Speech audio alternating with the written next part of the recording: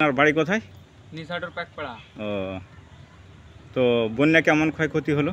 ক্ষয়ক্ষতি বলতে এই ধান টানের না ক্ষতি হয়েছে, মনে করেন যে পরে একবার ডুবিছিল, ডুবার পরে যাওয়ার পানি উঠেছে, উঠে মানে চিকন ধানের সমস্যা নিষ্কারা বলে। আচ্ছা আচ্ছা, ঠিক আছে।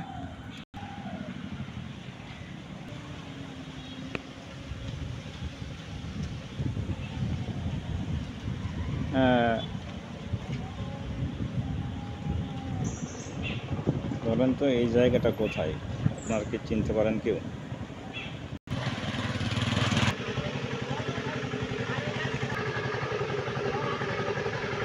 একটি নৌকা যাইতেছে, বড় নৌকা, একজন মানুষ পানিতে হাঁটতেছে।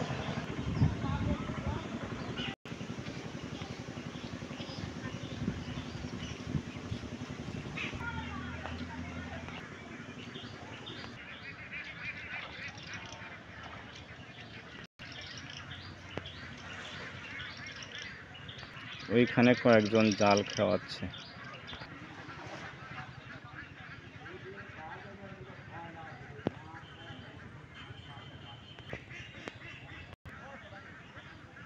চারিদিকে পানিময়।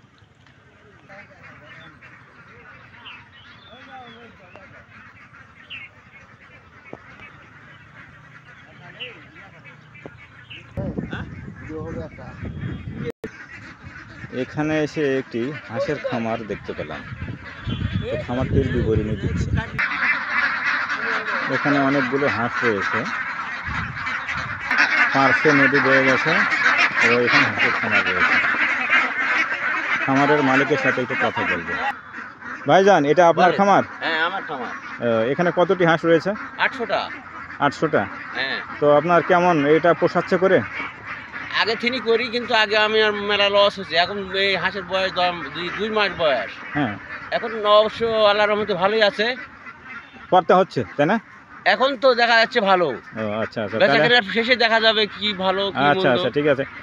আপনার যাতে লাভ হয় সেই হ্যাঁ, আমি আশা চেষ্টায় দোয়া রাখি। করি, আশা করি যেন আপনি কিছু করে খেতে পারেন। ঠিক আছে, তাহলে হ্যাঁ। ভালো থাকেন। আচ্ছা। আচ্ছা আচ্ছা।